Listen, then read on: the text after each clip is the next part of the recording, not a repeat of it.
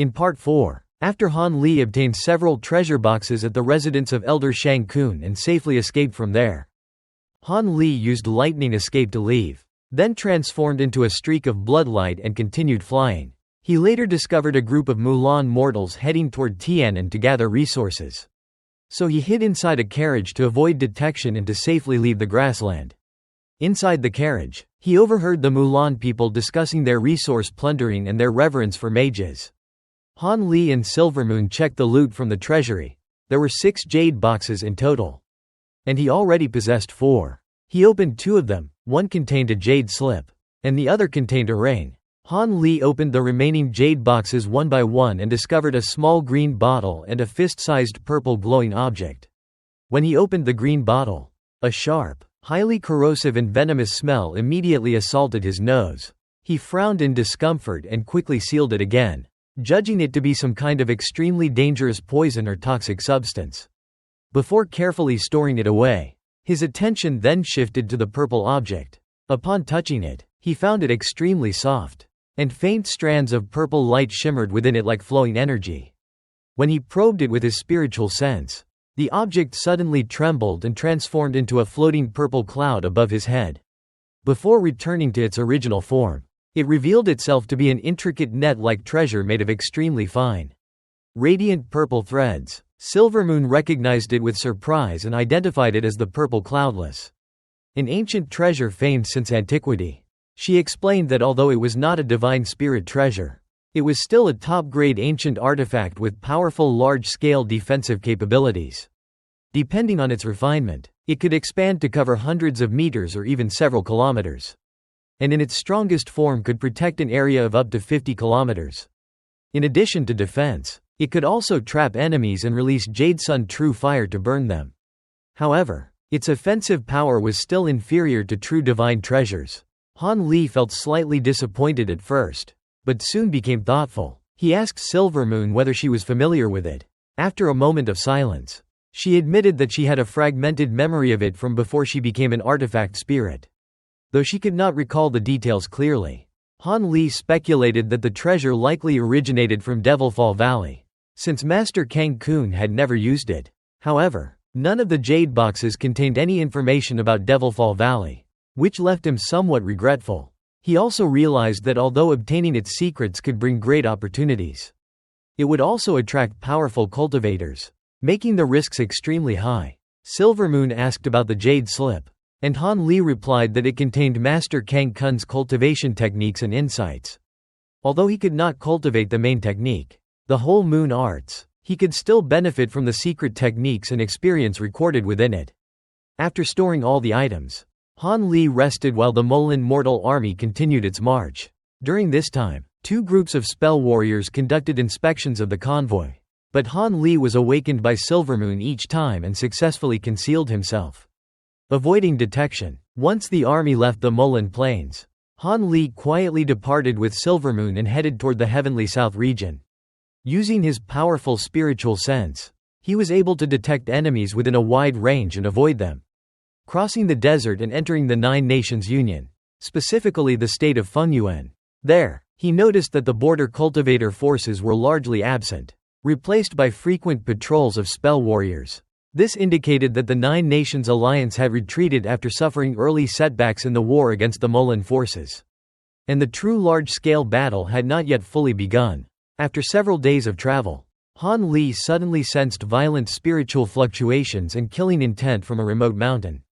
Upon closer inspection, he discovered a battle between 5 core formation cultivators and an early nascent soul spell warrior. Among the 5 cultivators, several gave him a faint sense of familiarity, though he could not immediately recall their identities. Curious, he approached the battlefield. There, he saw a fierce battle erupting in the sky, filled with multicolored lights and continuous explosions. The 5 core formation cultivators were fighting desperately against a bald, yellow-robed nascent soul spell warrior, who was gradually suppressing them with swirling yellow mist. Although the 5 cultivators fought with all their strength and coordinated their magic treasures well, the nascent soul spell warrior still held the upper hand. He had not even used his full power or magical treasure, and only refrained from finishing them off because of a beautiful female cultivator among them. Han Li's attention was drawn particularly to an elderly fat man controlling a massive lightning-imbued sword, who appeared to be the strongest among the group. Upon recognizing him, Han Li showed a complicated expression and muttered that it was an unexpected coincidence. After a prolonged battle, the yellow-robed spell warrior grew impatient. He warned the female cultivator to submit to him, stating that he required a suitable cultivation vessel for his technique. He then released a yellow feather-shaped treasure, which unleashed a massive storm of yellow wind that rapidly expanded into a gigantic tornado, engulfing all 5 core formation cultivators and placing them in grave danger. A violent, earth-shaking gale swept across the battlefield, causing all magic treasures of the core formation cultivators to tremble uncontrollably. Under the suppression of the windstorm, they were unable to break free and were forced into a completely passive and life-threatening situation. The bald nascent soul spell warrior revealed a strange, arrogant smile and declared that since they refused his kindness, he would resort to force. Without hesitation, he formed a large hand from yellow energy that extended through the air, aiming to capture the beautiful female cultivator alive while preparing to eliminate the remaining 4 with overwhelming power. The female cultivator attempted to defend herself using a flame-imbued sword treasure, but the raging wind completely disrupted her control, rendering her unable to defend effectively. Her face turned pale as despair set in. The other 4 cultivators tried to rescue her, but the windstorm disoriented and swept them away. Only the fat old man, who had the highest cultivation among them, managed to resist slightly. In desperation, he unleashed a meter-long bolt of lightning toward the giant hand, but it had no effect. Just as the yellow hand was 3 meters away from capturing the woman, it suddenly vanished without warning. At the same moment, the windstorm trapping them rapidly weakened and disappeared. As if everything had been an illusion, the group of cultivators looked at each other in shock and then turned toward the bald spell warrior, only to find him staring angrily into empty space. Confusion filled their expressions. The bald spell warrior roared furiously, accusing the unseen opponent of secretly interfering and breaking his technique. A calm voice then responded, stating that it was not hiding, but rather that the spell warrior's cultivation was too weak to perceive it, adding that he had likely just recently entered the nascent soul stage and was far inferior to other spell warriors he had encountered. A young man appeared in a flash of azure light, Han Li. With a single sword strike, he easily dispersed the remaining windstorm and saved the trapped cultivators. The group was initially alarmed by his sudden appearance, but after sensing his nascent soul cultivation, they were overjoyed, realizing they had been saved. The female cultivator, Ni Yang, immediately introduced herself and expressed deep gratitude. Han Li glanced at her briefly, faintly recalling her, but did not dwell on it. He waved off her formalities and turned to face the bald spell warrior, calmly asking if he intended to fight. The spell warrior sneered and claimed Han Li was also only an early nascent soul cultivator, then launched his attack by releasing 2 yellow pellets. Han Li watched without interrupting as the spell warrior activated his technique. Yellow clouds engulfed him as he shouted an incantation, causing the ground to rumble violently as if something massive was emerging from below. Sensing this, Han Li extended his divine sense and sent out 2 long sword streaks toward the source of the disturbance. But they failed to stop it. Suddenly, 2 enormous 40-meter earth dragons burst from the ground, formed entirely of earth energy, each with a glowing yellow bead on its head. The spell warrior proudly controlled the earth dragons and sent them charging toward Han Li. Han Li responded calmly by exhaling a strand of celestial ice flame, splitting it into 2 finer streams that precisely struck the dragons' heads, instantly freezing them into ice sculptures. With a casual wave of his hand, he shattered both frozen dragons with sword light and collected the 2 yellow beads into his storage pouch.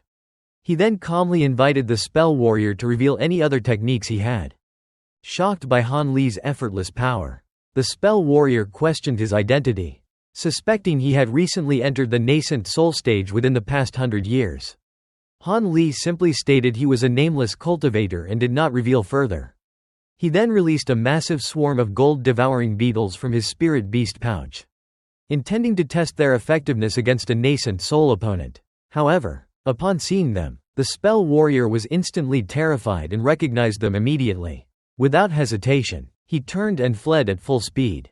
Abandoning the battle entirely, Han Li did not pursue him. Knowing that a nascent soul cultivator focused on escape was extremely difficult to kill, he calmly retracted the spirit beasts and then approached the surviving cultivators.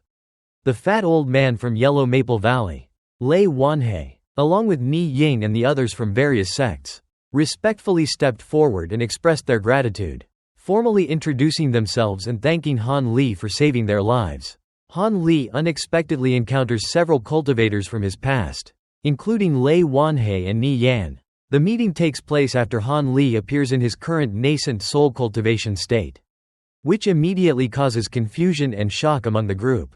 Lei Wanhe, who once exchanged pill formulas with Han Li in earlier years, is stunned by Han Li's current identity and power.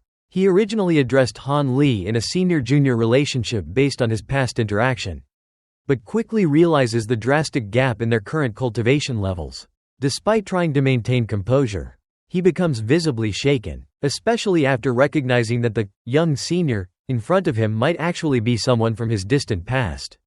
The realization that Han Li, whom he once treated as a junior, has now reached nascent soul stage completely disrupts his understanding of seniority in the cultivation world. Ni Yan, who once had limited but memorable interactions with Han Li in Yellow Maple Valley, also gradually recognizes him. She recalls Han Li's identity as a talented disciple under Li Huayuan and is surprised that he has now ascended to such an extraordinary level. Her reaction is mixed with disbelief and recognition, as she connects the present Han Li with the relatively low-profile disciple from the past who nonetheless left a strong impression during the conflicts involving the Devil Dao invasion. As the group processes Han Li's identity, Lei Wanhe finally recalls fragments of the past connection involving pill formulas and medicinal exchanges. This confirmation leads to even greater shock, as the idea of a former Foundation establishment cultivator now standing above him as a nascent soul expert feels almost unreal. The surrounding cultivators are equally stunned, unable to reconcile Han Li's past identity with his present power. Han Li, however, remains calm and does not dwell on their reactions. He acknowledges Lei Wan's earlier assistance with pill formulas but quickly moves on from formalities. He then commands the group to leave the area immediately, noting the danger posed by nearby spell warriors. Without hesitation, he retrieves a magical artifact from his storage pouch and transforms it into a large flying vessel known as the Wind-Riding Chariot. The chariot expands into a massive transport capable of carrying all of them. The group boards the chariot, and Han Li activates it with his spiritual energy. The vessel bursts forward at extreme speed, leaving the battlefield behind in an instant. The cultivators aboard are impressed by its velocity, realizing that pursuit by spell warriors is now impossible. During the flight, Han Li begins questioning Lei Wanhe and the others about the situation in the state of Fengyuan and why they were caught in such a dangerous encounter. Lei Wanhe explains that they were acting under orders from the Nine Nations Union on an important mission.